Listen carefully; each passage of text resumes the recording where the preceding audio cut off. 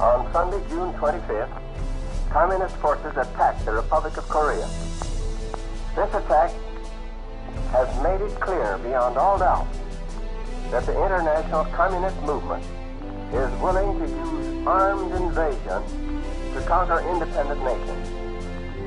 An act of aggression such as this creates a very real danger to the security of all free nations. For 235 years, Marines have fought and prevailed in every clime and place. From the wheat fields of Belleau Wood to the coral island of Peleliu, from the hills around Pusan and the steamy jungles of Vietnam to the deserts of Iraq and the river valleys of Afghanistan, there is one breed of warrior that has succeeded in the face of hardship and adversity: the United States Marine. There are only two kinds of people who understand Marines: Marines and the enemy. So it's true, freedom is not free, but the United States Marine Corps will pay most of your share.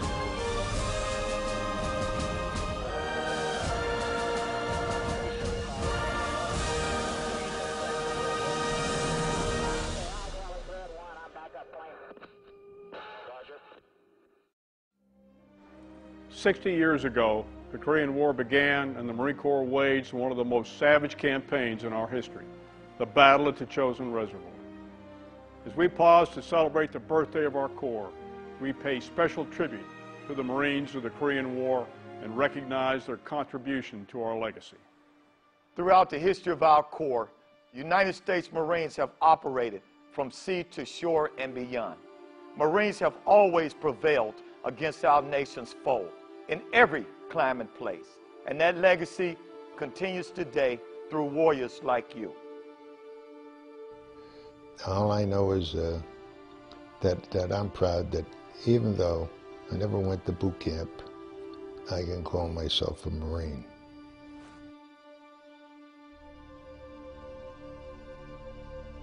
Some of the reservists coming in, some of them were corporals, but none of them had been through boot camp. And this is where I guess I'm pretty much a stickler for discipline. And the gunny said, Lieutenant, you know, if this was stateside, half your men would be over the hill, but the other half will follow you to hell. And I said, well, everybody's going to follow me to hell.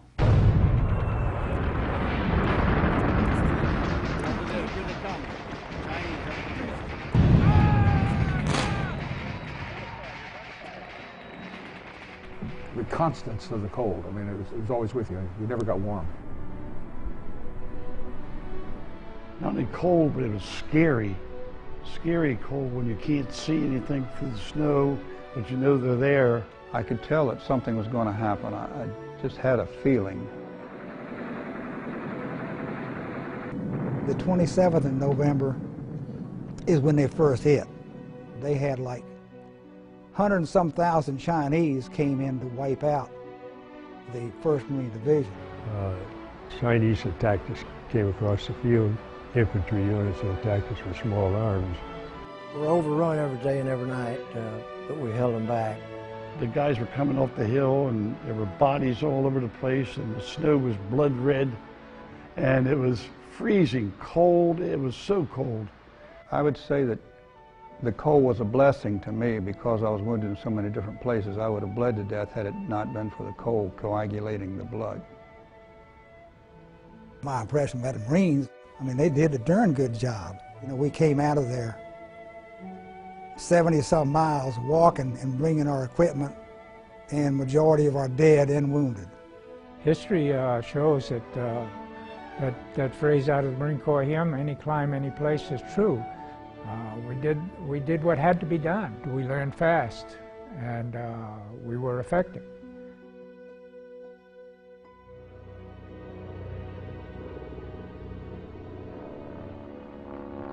Supported by Marine Air, the 1st Marine Division fought their way from the Chosin Reservoir some 78 miles south to the port of Hungnam.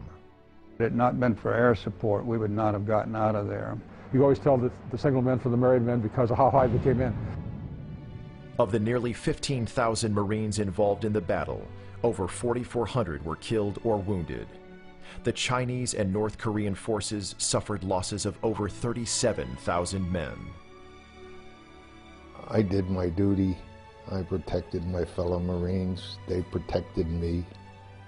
And I'm prouder of that than the fact that the government decided to give me the Medal of Honor.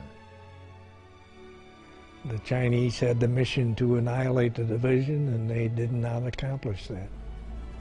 I can remember seeing artillery pieces with dead bodies wired on the barrel of the gun, like washed, taking them out of there to make sure that they got a decent burial. And it just really impressed me. The Marines at the reservoir were Marines like in the Second World War. They were Marines like they were in the First World War. They were truly superb.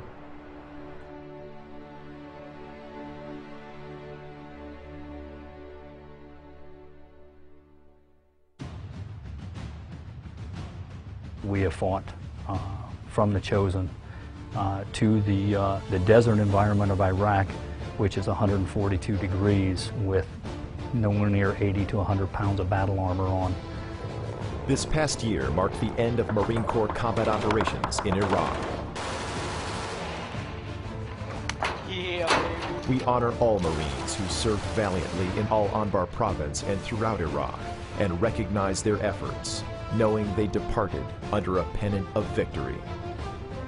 You know, my niece or my nephew, when they grow up one day, they're going to look at those Marines and say, those are my heroes, just like we do for the Marines that have gone before us. Today, in the rugged mountains and valleys of Afghanistan and on Navy ships throughout the globe, Marines are again fighting to preserve our freedom, just as they did 60 years ago in Korea. I love being able to leave the wire with 12 other Marines and millions of dollars of equipment. If you're responsible to come back with them and say, hey, we got all our equipment, we got all our Marines, I love that responsibility. I think the Marines today are as good, if not better, than they were back then. We have some of the finest young NCOs that the world will ever see. I look at them guys and like, oh, where's my helmet, you know? Same guys. If you ask me personally what it is that drives me to go in a hot zone, it's probably because I couldn't live with myself if I left them in there and didn't go in and try to get them out. Areas where there's death involved, there's brotherhood, believe me. If you're hurt and wounded, we're coming to get you.